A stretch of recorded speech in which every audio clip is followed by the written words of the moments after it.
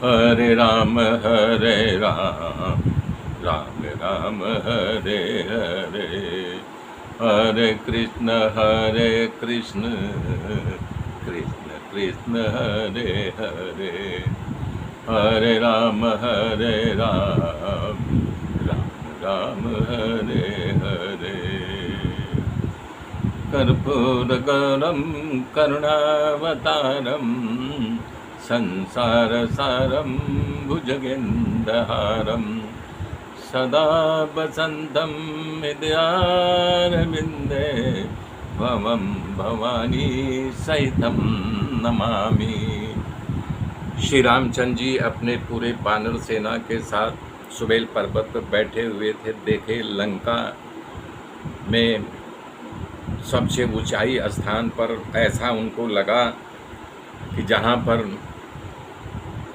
ऐसा लग रहा था कि नगारा बज रहा हो और बिजली चमक रही है।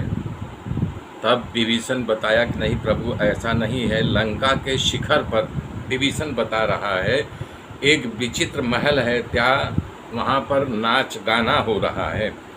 रावण में वहाँ महल में जाके बैठा है किन्नर और उनका नाच गाने वाले लोग पखावज, मृदंग, वीणा आदि बजा रहे हैं। नित्य में प्रमीण अप्सरा जो है वो अपना नाच दिखा रही हैं। वो इंद्रों की सभा के समान भोग विलास वाले चीज़ वहाँ पर है। वो प्रबल शत्रु के माथे पर ये उसका मुकुट चमक रहा है और बीच बीच में जो बिजली सी कौंध रही है वो मंदोदरी के कानों की बाली है और कुछ नहीं है।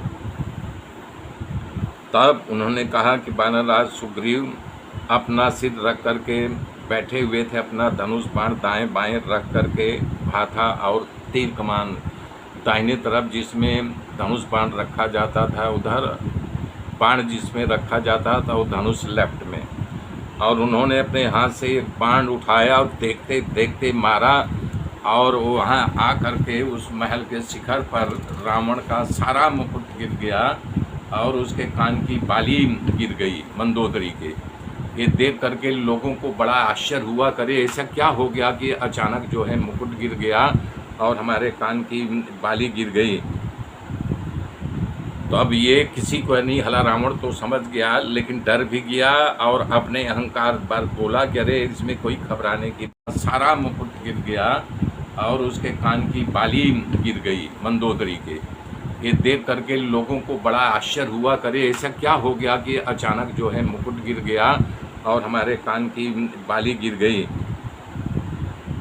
तो अब ये किसी को नहीं हला। रावण तो समझ गया लेकिन डर भी गया और अपने अहंकार पर बोला कि अरे इसमें कोई घबराने की बात नहीं, हम तो शंकर भगवान को अपना 10 बार शीश चढ़ा दिया है, मुकुट गिरने से कोई यानी कि अपशगुन नहीं होता है। तो इस प्रकार से वो फिर बाण आ करके उनके तरकस में समा गया।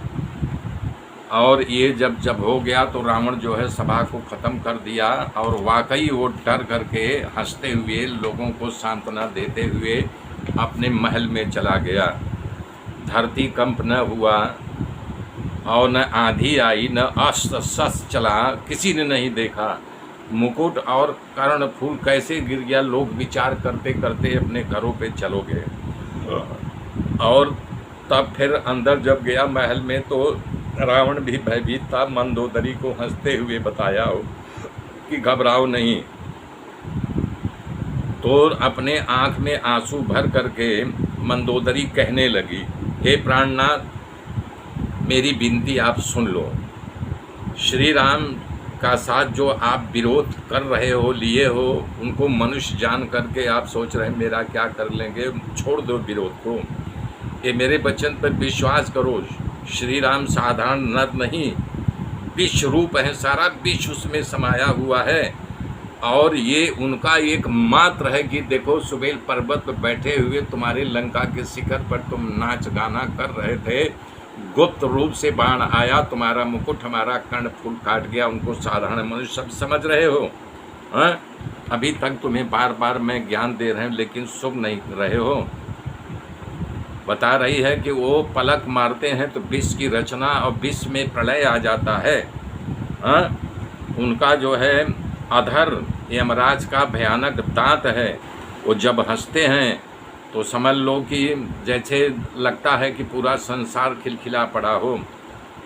दिक्पाल उनकी भुजाएं हैं और मुख उगना अग्नि है, वरुण जीव हैं, पालन करने वाले जिसकी क्रिया है, वो जो क्रिया करते हैं वही संसार का पालन पोषण है।